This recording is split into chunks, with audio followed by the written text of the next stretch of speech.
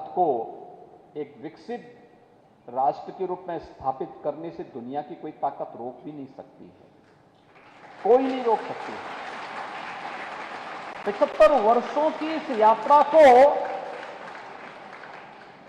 पूरे देश ने और पूरी दुनिया ने बड़े सकारात्मक भाव के साथ लिया है। लोगों के लिए कौतूहल और आश्चर्य का विषय है, भारत जब आजाद हो रहा था तब दुनिया ने सोचा था कि भारत एक नहीं रह पाएगा।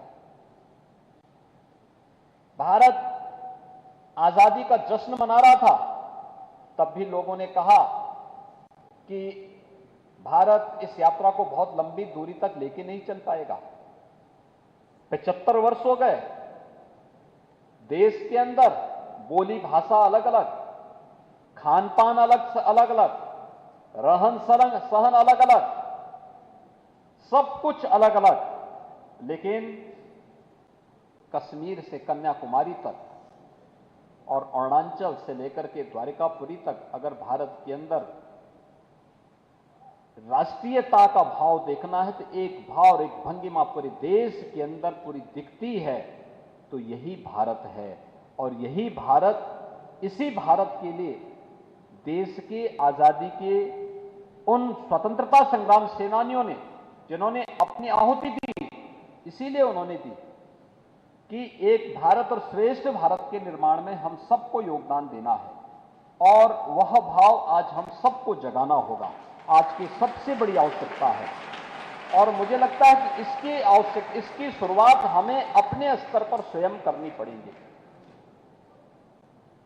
इसका भाव कहीं बाहर से नहीं आएगा, इसके लिए हमें किसी दूसरे के सामने हाथ नहीं फैलाना होगा, बल्कि इसकी शुरुआत हमें स्वयं से करनी होगी, अपने परिवार से करनी पड़ेगी, अपने स्कूल से, अपने ग्राम पंचायत से, अपने नगर निकाय से, अपने जनपद से करनी पड़ेगी।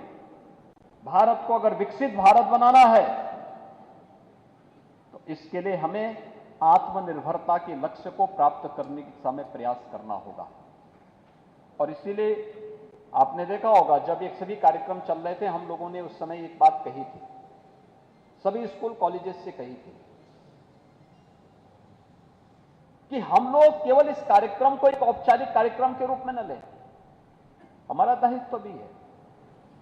हम देखें, आजादी की लड़ाई में एक लंबी फेरिस्त है जिन महापुरुषों ने इस लड़ाई में बढ़ चढ़ करके भाग लिया, अपना सर्वस्व ने न्यौछावर कर दिया, लेकिन इतिहास के पन्नों में वे लोग गुमनाम रह गए, उनका कहीं उल्लेख नहीं। आजादी के उन बंदों को कौन ढूंढेगा? स्कूल कॉलेजेस का दायित्व बनता था। जहां कॉलेज है, जहां स्कूल है, जहां महाविद्यालय है, विश्वविद्यालय है, उनका दायित्व बनता था। वे अपने छात्रों से, अपने आचार्यों को लगा करके वहां पर स्थानीय स्तर पर उस प्रकार के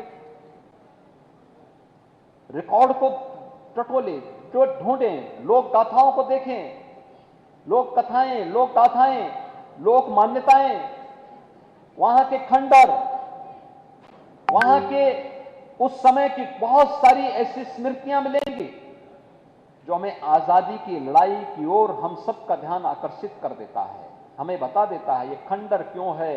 क्योंकि ब्रिटिशर ने इसलिए तोड़ा था क्योंकि यहां से देश की आजादी की शुरुआत हुई थी। देश की आजादी के लिए ब्रिटिश हुकूमत की जड़ों को उखाड़ने के लिए कभी इस खंडर ने आवाज बुलंद की थी, लेकिन अंग्रेजों को यह अच्छा नहीं लगा, उन्होंने इसे खंडर में बदल दिया। अगर वही डॉक्यूमेंट हमारी संस्थाएं एकत्र करके जनपद स्तर पर एकत्र करें, फिर राज्य सरकार के संज्ञान में इस बात को लेके आए, जिला प्रशासन और राज्य सरकार मिलकर के फिर वहां पर उन लोगों का नाम ढूंढे कि कौन कौन इस लड़ाई में थे।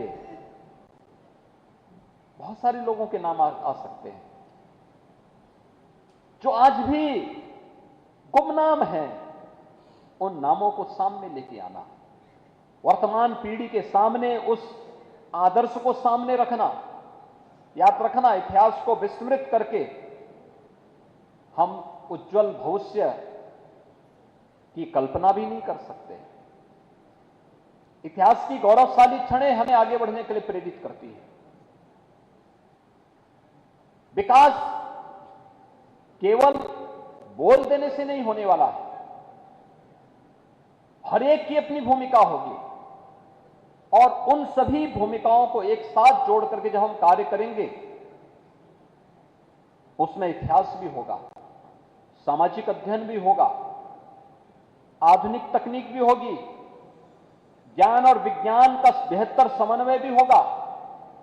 ये सभी एकजुट होकर के जब चलेंगे तब हम समग्र विकास की परिकल्पना को साकार कर पाएंगे और समग्र विकास की उस परिकल्पना को साकार करने के लिए ही प्रधानमंत्री जी ने पूरे देशवासियों को आजादी की अमृत महोत्सव की संकल्पना को सिद्धि में बदलने के लिए पंच प्रण के साथ जोड़ने का जो आह्वान किया।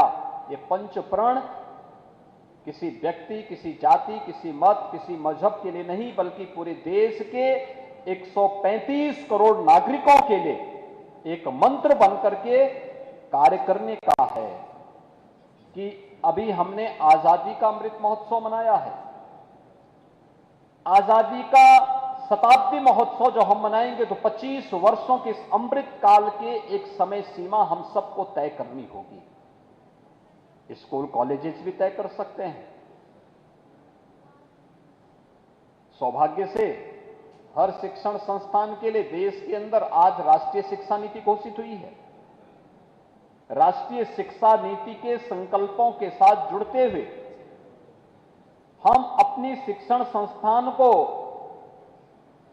देश और दुनिया के उन आदर्श केंद्रों के रूप में स्थापित करने में क्या योगदान दे सकते हैं। समाज जीवन से जुड़े हुए अलग अलग तबके के नागरिकों के द्वारा भी इस कार्य को किया जा सकता है। किसान अपने स्तर पर शोध के कार्यक्रम को आगे बढ़ा सकता है। उद्यमी अपने क्षेत्र में इस कार्यक्रम को और अच्छे ढंग से आगे बढ़ा सकता है। एक व्यापारी अपने तरीके से इस कार्यक्रम को आगे बढ़ा सकता है।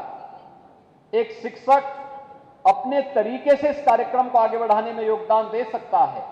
एक सरकारी कर्मचारी अपने स्तर पर इसमें योगदान दे सकता है और समाज जीवन से जुड़ा हुआ हर तबके की भूमिका इसमें होगी और वे सभी लोग अगर मिलकर के इस कार्यक्रम के साथ जुड़ेंगे तो कोई कारण नहीं कि जब ये देश अपनी आजादी का शताब्दी महोत्सव मना रहा होगा, 100 वर्षों के एक अद्भुत कार्यकाल के साथ जब भारत की आजादी जुड़ रही होगी, तब हम उस समय की पीढ़ी को कहने की स्थिति में होंगे कि देखिए, जब देश की आजादी का अमृत महोत्सव मनाया जा रहा था तब भारत एक विकासशील देश था।